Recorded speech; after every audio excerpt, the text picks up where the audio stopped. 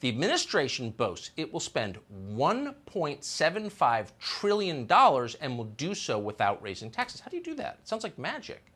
Well, here's how they do it. They print the money out of nothing.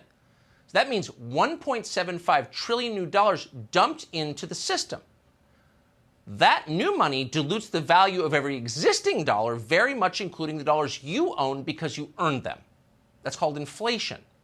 Can it go on forever? Well, there's a limit to how long any government can do this. At some point, maybe sooner than you think, the currency collapses. The Build Back Better people will have wrecked the US dollar, and that will be their crowning achievement. The most attractive free trading lie on the planet is the US dollar. We joke in investment conferences it's the worst currency in the world, except all the others. If you're going to trade in a lie, it better be a liquid lie. What the United States dollar has going for it is the most liquid lie in the world. I mean, if you think about the advantage that we have now, yes, it's a horrible thing to do morally, but what we do is amazing. It's amazing that we can get away with this. We print a lie, a dream, on a piece of paper, and we ship it to Brazil, and they send us coffee. And we ship the same lie to Germany, and they send us a Mercedes. And we ship the same lie to Japan, and they ship us a stereo. It's actually a pretty cool deal. I mean, I feel bad about it in a sense, but it's grandly amusing in a sort of a cosmic sense. You just need to understand that somehow, sometime, some way, there's going to be a reckoning. You're about to discover that huge financial gyrations, inflation, loss of personal freedom, and out-of-control government are all things that we have been warned about for centuries and are the direct consequences of the monetary system itself. In fact, most world history is determined by monetary history. Move away from precious metals to something less than precious metals, and the Roman Empire famously clipped their coins. This was a debasement of the currency. There wasn't a paper currency, but it was a debasement of the currency. In the US, there's a very interesting phenomenon going on where they're not clipping coins, but when you go to the supermarket, you find that the portions of the items at the supermarket on sale are shrinking. You know, the servings on various other consumer products are getting smaller and smaller, but this price is the same. So it's very similar to that old Roman coin clipping trick from 2,000 years ago. It's another form of currency debasement, but it's hidden through cardboard and marketing and fancy presentation, but the people are nevertheless having their currency debased. So why should you care about this? The quality of a society is directly proportional to the quality of its money. Stable money leads to stable prices, which leads to a stable society, whereas debasement of the currency leads to the demise of empires. Just as it had always done throughout history, gold once again accounted for the expanding fiat currency supply by rising in price to cover that supply.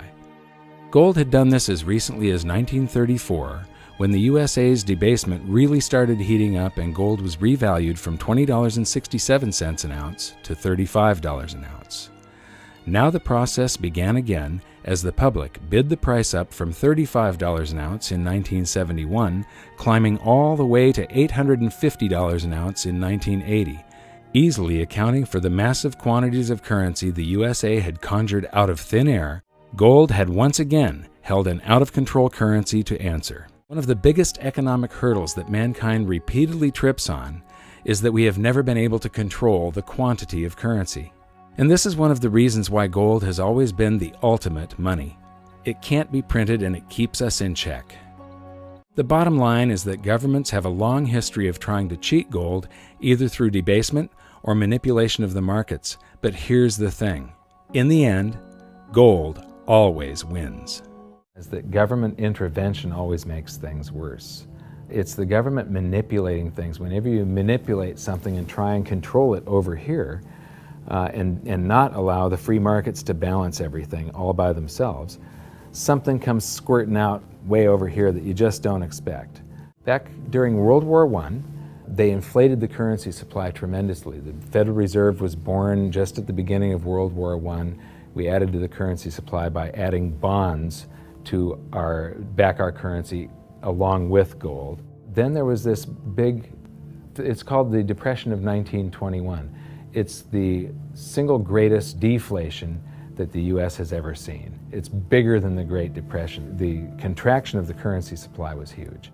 The reason nobody knows about the Depression of 1921, they only know of the stock market crash of 29 and the Great Depression, is because the government did not rush in to save us. The Federal Reserve didn't try to suddenly lower interest rates down to zero. They didn't manipulate the free markets. They let the free markets work. It was horrible for a year.